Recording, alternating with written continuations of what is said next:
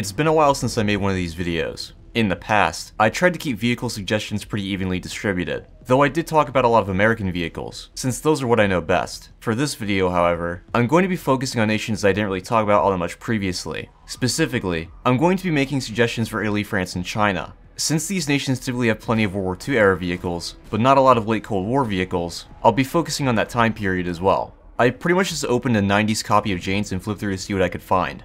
Before we get into the video proper, I'm going to take a second to talk about my sponsor. I partner with Apex Gaming to make a line of pre-built gaming PCs, so if you're looking to upgrade, it might be worth checking out. You can use my username as a discount code on checkout. Now let's get back into it. We're going to be taking a look at two IFVs that, besides fitting Warthorn's IFV meta, have a number of sub-variants that can flesh out these tech trees even more. For Italy, the Dardo IFV would be perfect. Originally called the VCC-80, the Dardo was created by Otto Mallar during the 80s, though it wouldn't see service until the late 90s. The Dardo is pretty standard as far as European IFVs go. It has a welded aluminum hull with applique steel armor. The turret is located in the middle of the hull, and is armed with a stabilized 25mm KBA gun. The KBA fires the same ammo as the Bushmaster used by the Bradley, but has a much higher rate of fire, though it's worth noting that its ammo capacity may be limited, with Jane's citing 400 total rounds stowed. The turret also has the option of mounting an ATGM on either side, like the Type 89, with 4 more missiles being carried in the troop compartment.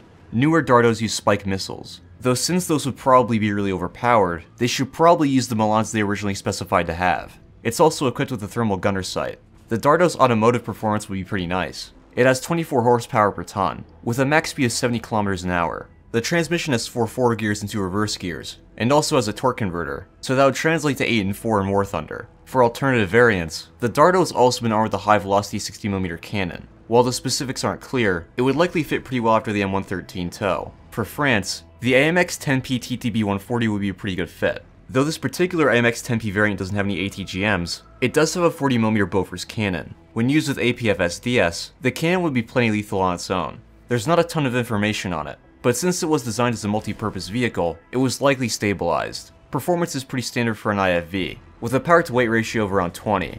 Max speed is 65 km an hour. The transmission has 4 forward gears and 1 reverse gear, so reversing out of tough situations would likely not be an option. It would basically be a slightly worse CV90. For an alternative variant, one version had a turret with 4 hot ATGMs. An additional 14 missiles were carried inside. The turret traverse rate is pretty high at 50 degrees per second. It could also be equipped with a thermal gunner sight.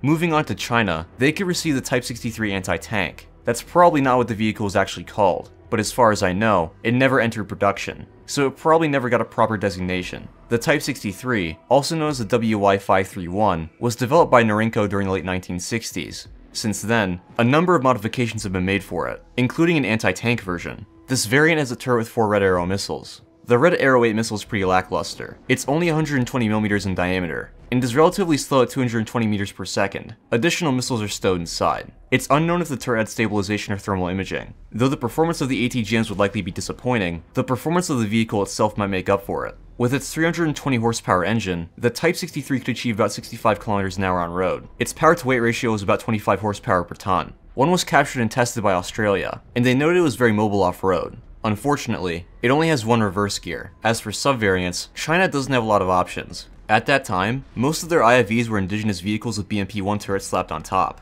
Finally, there's the ERC SANTAL, a self-propelled anti-air missile carrier for France. Since France only has the Roland as a top-tier anti-air vehicle, and it's a very poor one at that, they could definitely use another. The ERC SANTAL is based on the chassis of the Panhard ERC, a 6x6 wheeled AFV. It has a turret with 6 ready-to-fire Mistral missiles, with more missiles being carried in external stowage boxes. The turret, which is operated by the commander and gunner, also has radar and thermals. Specifics aren't provided, but in terms of performance, its power-to-weight ratio is probably around 20, and its top speed would probably be anywhere from 95 to 110 km an hour. 90 vehicles were ordered by France, but that order was cancelled shortly after. 2 prototype vehicles were made. It would probably play like the Type 93, less effective as a scout vehicle, but more effective as anti-air.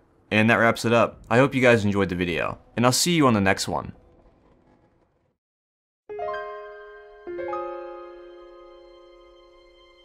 You